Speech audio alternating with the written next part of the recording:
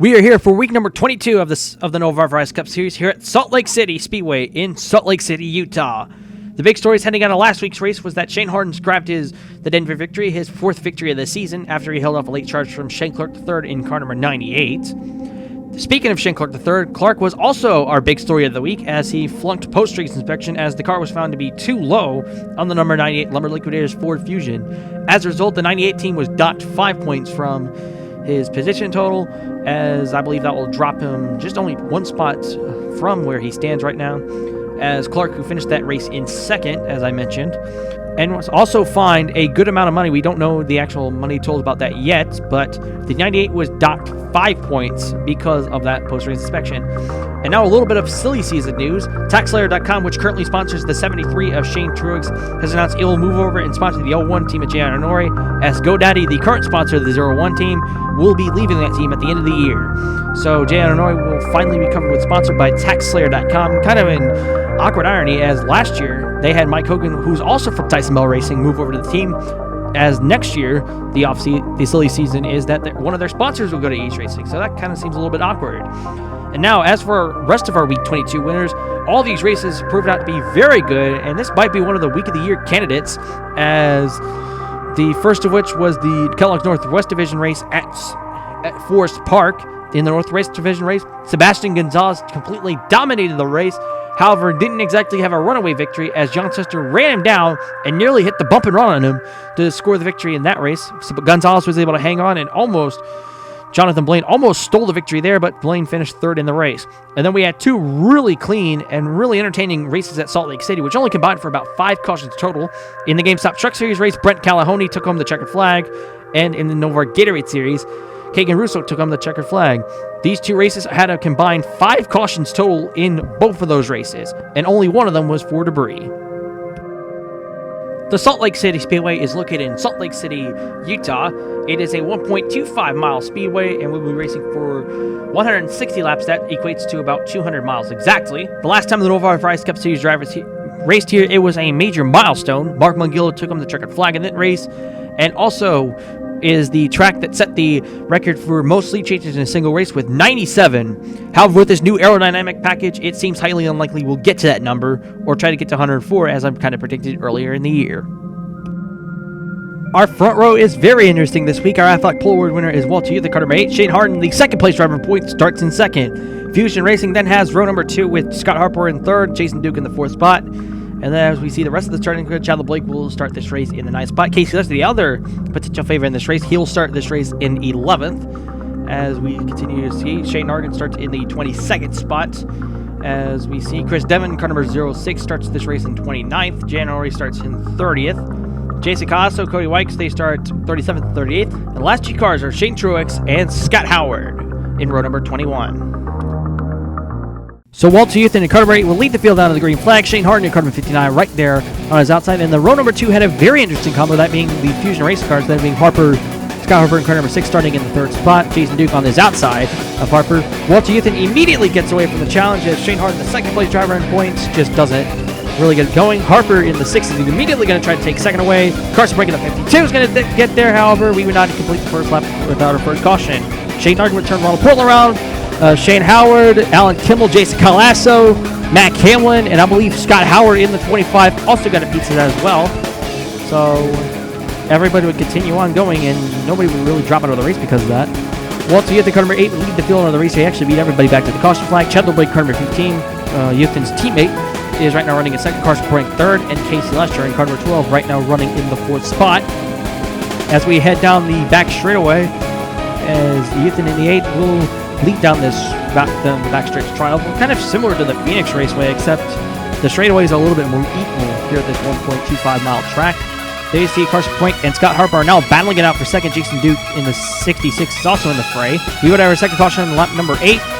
Ryan Dawson checks up. Shane Clark III gets a run and just turns into the 64 as Clark would drive it away.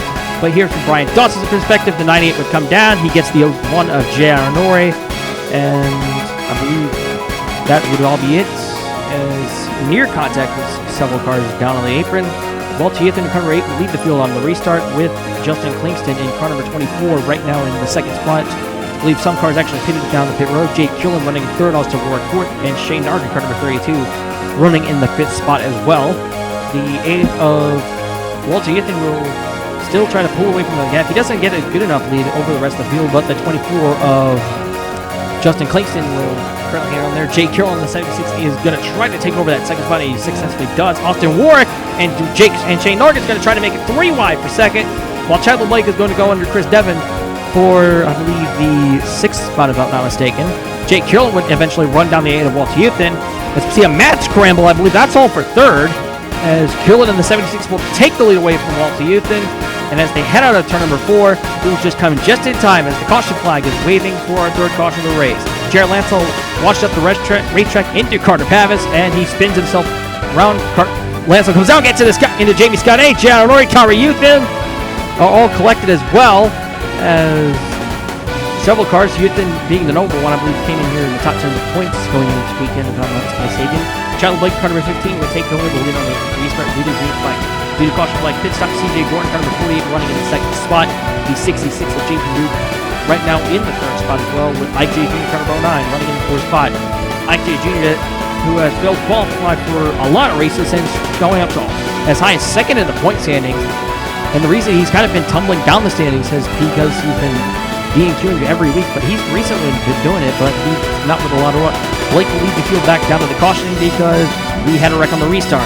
Shane Truex would get into the back of Jay Anoy. Anoy was bouncing the wall, getting into KYRA Youthan, and gave him the shake over to third, so 2 hard hits for the 0-1 as Jay Anoy, as Anoy would drive it away, but will drop out of the race because of that. The 32 of Shane Nargan would lead on this restart with Walter Green, car number 39 in second, Eddie Johnson in the 0 in the 55 in third, and Chris Devin in the 06 running in fourth. Those 4, I believe, stayed on under caution. Walter Youthan, who recently pitted, has climbed his way up back to fifth, as Nargan in the 32 donning different colors this week, as he has Subway on board that number 32 Dodge. As there you see Walter Youthan in the 80. He's already going to try to take away the 4th and 3rd spots away from Devin and Green respectively, and Youthan is going to try to take away that 2nd spot away from the 55 of Johns as well. So looks like Youthan's trying to rally his way back to the front really quickly on this restart. Just 1 lap removed, he's all the way up to 2nd, as he's now going to try to run down that 32 of Shane Nargan, as I believe we had some really good racing throughout the weekend, as Nargan and Youthan will try to battle it out, and they will actually go and contend for the lead.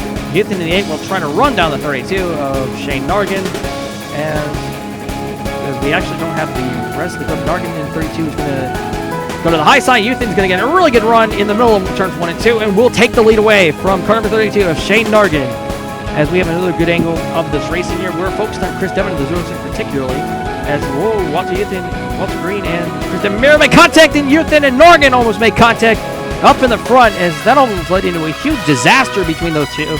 But luckily, both of them save it. Meanwhile, Devin checks up, as that holds Walter Youthan out. That nearly caused a wreck between him and Casey Littinger. As a result, Scott Harper and Austin Warwick will get by, but Eddie Johnson, 55, now gets into the mix of this as well, as I believe Nargan in the 32 will try to take the lead away again, but I believe that time they didn't make contact, as now Devin stuck in a 3-wide situation between him, Walter Green, and I believe that's the 10 of Sean McDowell, if I'm not mistaken, as Devin has to check up again. There you see Casey Lister in the 12. I believe that's actually Carter Pavis, excuse me.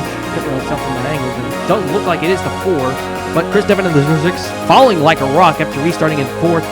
Here is Dr. Warwick in car number 3. Warwick, who took over the 4th spot here.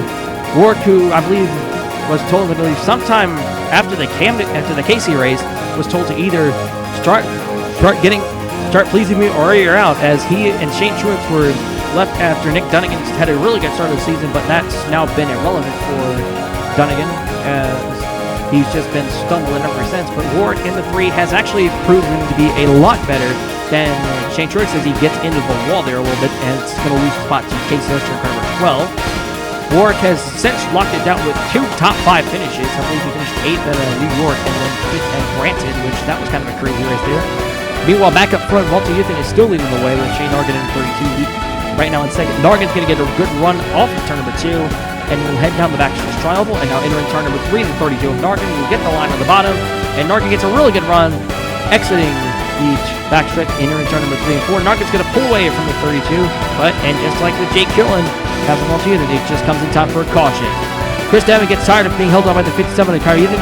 He dumps him, and as a result, Walter Green dumps the 06. But Chris Devin, CJ Gordon, and KYRA Youthan also spin. Shane Howard's also taken out as well. And then Tobias Newbird's nowhere to go. Ray Landelson in the 70 also got a piece of that as well.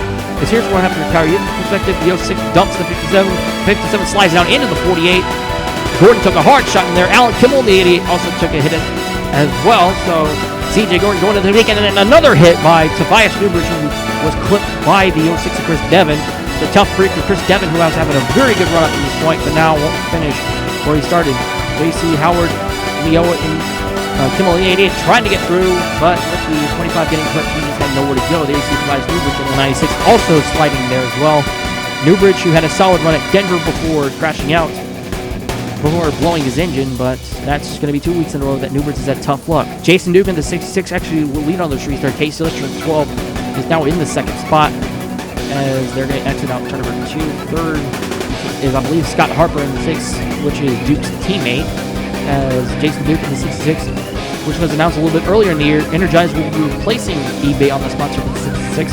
eBay being a long-time sponsor for that 66 team, as Casey Lister will follow suit. We have actually another caution there. You see the cautioning flag there. Looks like Casey Huto gets held up by Jason KYLASO. Jason KYLASO was held up by Brian Dawson. Washes up into Casey Huto, and Huto turns into the wall. Hard hit to the 04 of KYLASO. There you see another angle. This is from Carson Brooks' perspective, who was also collected in the wreck as well, as Carson Brooks nearly gets involved, but luckily slows down just enough to hang on to the lead. On the restart, it would be the 15, if I'm not mistaken, of CHADLER Blake leading on the restart, as it actually is Jason Dukes. Jason Dukes still leading on this restart, not bad. With the 12th of Casey Lister right now running in the second spot. Scott Harper in third. CHADLER Blake is in fourth, actually, here.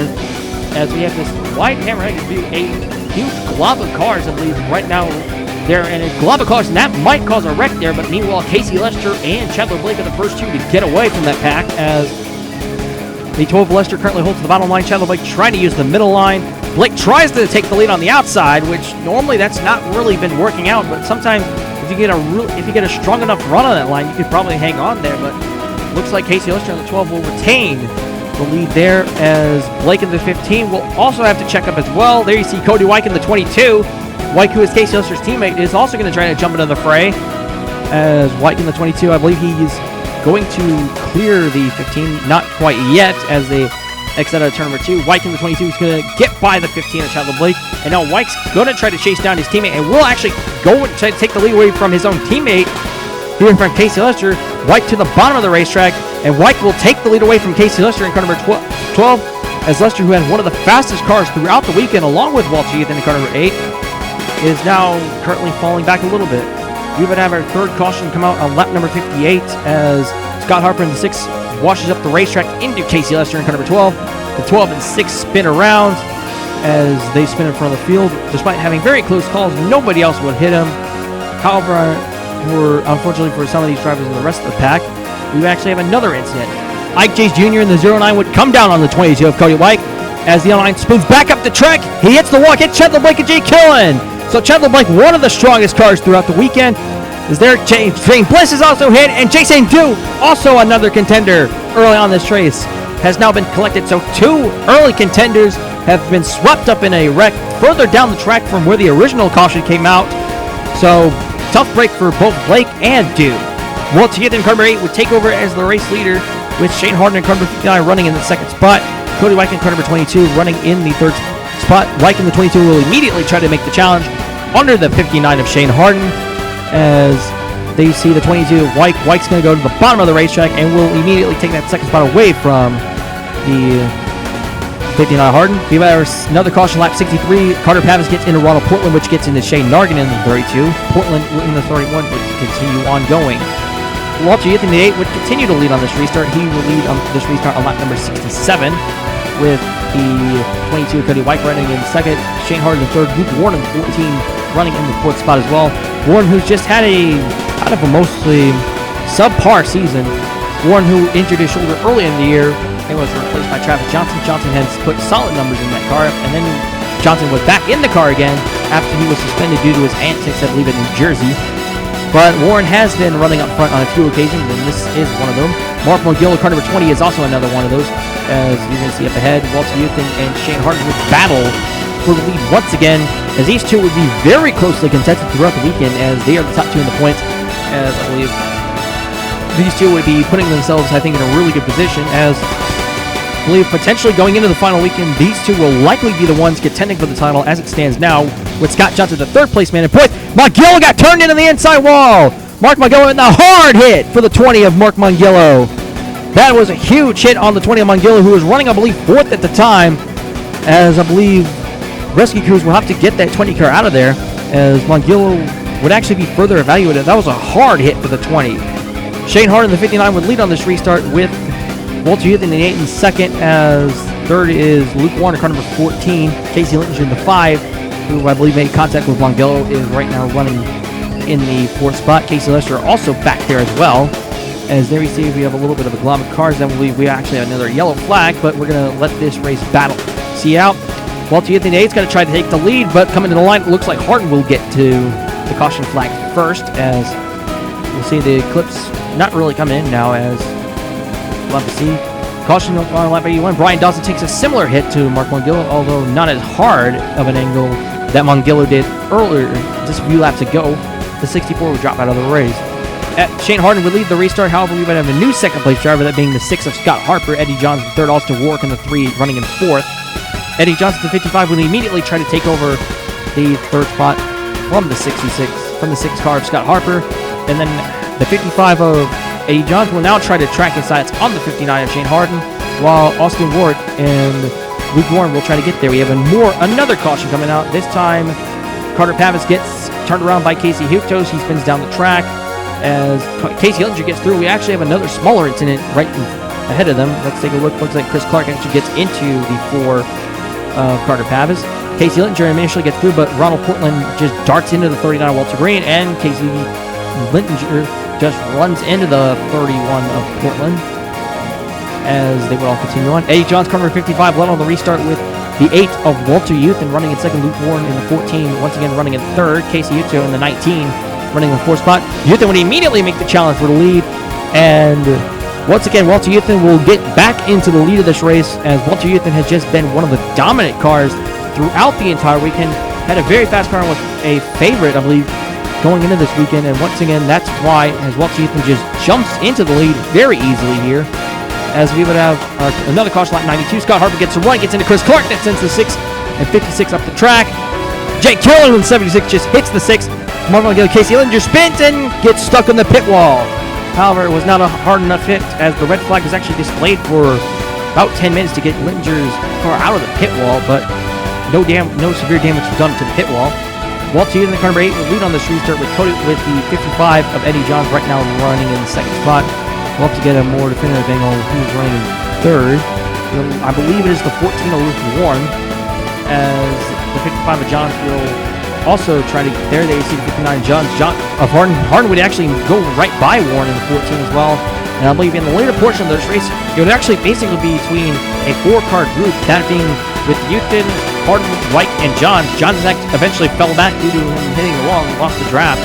So as a result, we were left with a 3-car battle between the 8 of Walter Youthan, the 59 of Shane Harden, and the 22 of Cody WYKE, with the 22 of WYKE and the 8 of Walter Youthan currently searching for their 2nd victory of the season, while Harden's trying to look for his 5th and his 2nd consecutive. I believe that barring if something crazy happens, as the 4th place driver is currently being contested with, I believe Trent doesn't have a victory, that means Casey Lester and Eddie Johnson at the 55. Those are trying to look. Pit strategy would actually come into a major factor in the finish. Walter Youthan in the 8 would dive down pit road on lap number 151. About 2 laps later, car number 59, Shane Harden, will dive down to the pit road while leading the race. However, about Cody WYKE, who was running also with that group, WYKE was actually going to try to stretch the fuel as well. And as it stands now, as he hits the wall there, Silver Green Racing has their cars running 1, 2, 3. Lester is 17 seconds back and running in 2nd. And then Shane Nargan in 32 is the back. He's lapped down but running 3rd. But unfortunately, with the 32 and Nargan could not stretch the fuel enough, so that chance of having sweeping the top 3 spots for Silver Green Racing will not happen, as Nargan dives down to the pits. Cody WYKE, meanwhile, would still try to stretch the fuel in the 22 car. We don't know if he actually has enough fuel, other cars actually doing this is Casey Lester is the only other car in the lead lap. He's 17 seconds back. He's also doing as well. And then two other cars that are being Carter Pavis and Justin Kingston. Both of them are a lap down, and I believe they're not battling for a position, although both of them are just worried about stretching the fuel. WYKE coming to the white flag this time by WYKE. Does he have enough fuel to stretch all the way to the end? As he heads down to the inside, WYKE, if he can hang on here, and if the fuel can hold, WYKE in the 22 will join only Shane Harden this year as drivers with multiple victories this year. WYKE's first victory came a few weeks ago at the New York Auto Ring, and now as he heads into turn number 3 and 4, the fuel, it looks like it will hold up. And coming out of turn number 4, car number 22 of CODY WYKE will score his second victory of the year here at Salt Lake City.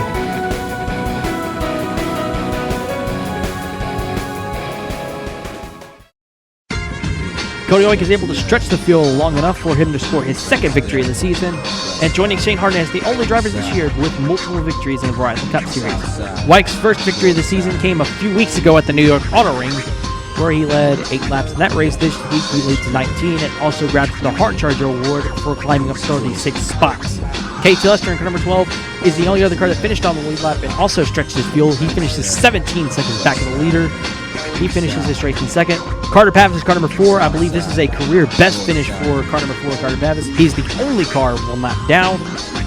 Justin Kingston is the only other car able to stretch the fuel to the end. He finishes this race in 4th, 2 laps down. Walter Youthan in car number 8 and Shane Harden, the 59, had a very entertaining battle.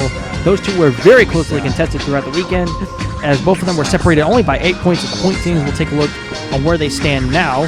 But Walter Youthan does beat Shane Harden in the race, and Youthan also gets the bonus point for leading the most laps with 82. Shane Harden, car number 59, finishes his race in 6th, 2 laps down, and the only other car that finished 2 laps down was Shane Nargan in car number 32. Couldn't make the fuel stretch and couldn't make a silver green 1, 2, 3 in car number 32. Walter Green, another 8th place finish. I believe this is the second week in a row that Walter Green has given himself a top 10 finish, finishing in this race in 8th. Eddie Johns, who was a contender in this race but faded late due to the handling going away, he finishes this race in 9th. And Austin Warwick finishes in the top 10 for the 3rd straight race as he DNQ'd for both Denver and Sonoma. So 3 straight top 10 finishes for car number 3 of Austin Warwick. And now let's take a look at our point standing. Walter Youthan and Shane Hart with their close encounter. They only have their points lead separated just to 8, with Walter Youthan still leading the way, but it's only separated by 8 points over Shane Hart in car number 9. Those two will likely be the ones battling it out for the championship when it comes to Columbia. However, we still have plenty of time for stuff to unfold, but if you look at the distance between 2nd and 3rd, Scott Johnson, who failed to qualify for this race, the distance from Johnson to Walter Youthan is 70 points. That's roughly 62 points back from Shane Harden. That's roughly about a full race and a half that Scott Johnson will have to make up. That's the bad news. The good news is that next week's race will be at Camden, where both Youthan and Harden tend to struggle at the road courses. I believe, if I'm not mistaken, both Youthan's and Harden's only DNQs of the years have come on road courses, while Johnson, the last time we went on a road course, Johnson ended up taking the victory in dominating fashion in that particular race. Casey Lester with, I believe, another top 10 finish, another top 5 for car number 12, Casey Lester. Lester vaults his way up to 4th in the point standings. He is 79 points back from the points leader.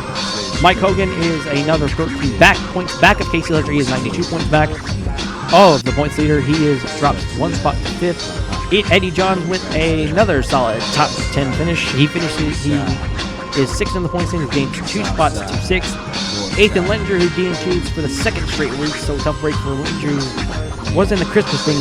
Could have taken advantage when Walter Youthan DNQ'd at Sonoma, but since he has just tumbled down the standings, he is now 102 points back, and he is 7th in the point standings. CHADLER BLAKE, car number 15, he is 8th in the point standings. He drops a spot to 8th in the point standings. The bottom 2 in the top 10 remain virtually unchanged. Shane Nargan is 120 points back at the points leader. He is 9th. And rounding out the top 10 is CJ Gordon, car number 48. He is 156 points back of the points leader. And now let's take a look through 11 through 20. Jake Curlin, car number 76. He is 167 points back. He remains in the 11th spot for car number 76. CODY WYKE, car number 22, is 12th in the point standings. He gains 4 spots in response to his victory. Jason KYLASO drops a spot to 13th after he was involved in an accident, and I believe he DNF'd because of that. Jason Nugent, the 66th, an early contender in the race, as his day went sour from flip of switch as he drops the spot to 14 in the point standings. Justin Kingston with his top 5 finishes gains 4 spots, actually 6 spots to 15. Chris Clark gains 4 spots to 16. Kingston is 184 points back, while Clark is 193 points back. Alan Kimmel, car number 88, is 202 points back of the points leader, while Damon Scott in car number 18, he is 18th in the point standings. He loses 4 spots, while Kimmel loses 2 spots. KYRA, after crashing out early in this race, drops a spot to 19th in the point standings. And Max Chapon, car number 77, drops 3 spots to 20th. He is 217 points back of the points leader. Let's take a look at our race recap. There were 12 cautions for 49 laps. CODY WYKE was our hard charging. He gained 36 spots to take the victory here. Walter Youthan was the dominant car of their day. He led 82 laps. There were 10 leaders for 38 lead changes, and the margin of victory was 17.3 seconds.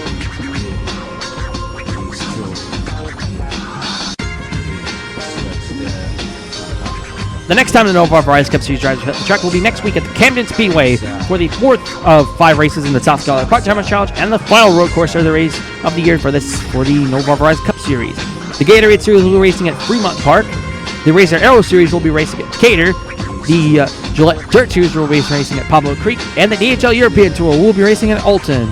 We'd like to congratulate on CODY WYKE on scoring his 2nd victory of the season, and we will see you next week at the Camden Raceway.